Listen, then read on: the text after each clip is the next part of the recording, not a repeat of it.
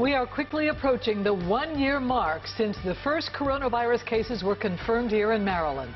Governor Hogan will hold a day of remembrance Friday. More than 7,700 Marylanders have died from COVID-19.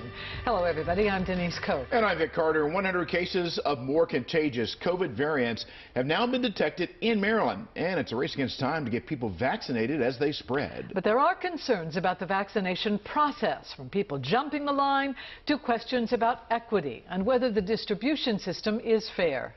WJZ investigator Mike Helgen is live at Baltimore's M&T Bank Stadium. That's a mass vaccination site with the frustrations tonight. Mike. Vic, Denise, there is a large racial gap in Maryland when it comes down to who is getting the vaccine.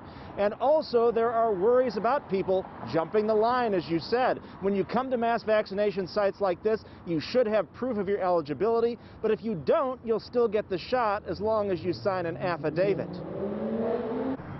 You're looking at the line for vaccines at M&T Bank Stadium. Only 8% of Marylanders have been fully vaccinated, and many are desperate to get the shot. This is very frustrating for a lot of people, and like many others, I'm getting calls, how can I find vaccine, can you help me? And there's, very little to do. Former city and state health commissioner Dr. Joshua Sharfstein says Governor Hogan must address inequities. He wrote an op-ed in the Washington Post with two other former city health commissioners, noting white Marylanders are being vaccinated at a rate more than twice that of black Marylanders. And while Baltimore is getting a larger share of vaccine in proportion to its residents, many doses are going to hospitals, where people who don't live in the city get the shots. There are 11 hospitals located in Baltimore City, but they don't just serve Baltimore City. So if you count that vaccine as against Baltimore City's total, there's going to be less available for Baltimore City residents, and that's not fair. Another issue, cheating the system. To speed up the vaccine process, the state relies on an honor system for those who have appointments. If you don't have proof you're eligible, you still get the shot.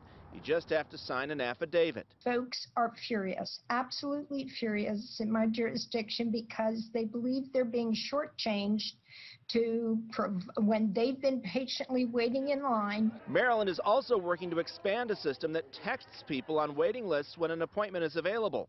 And they're still building a new single website for appointments at the state's mass vaccination sites to replace the current patchwork. People want to get those vaccines as soon as possible. We're doing everything we can to make that happen.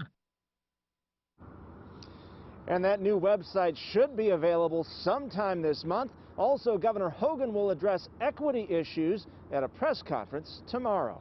Reporting live at M&T Bank Stadium, Mike Helgren, WJZ.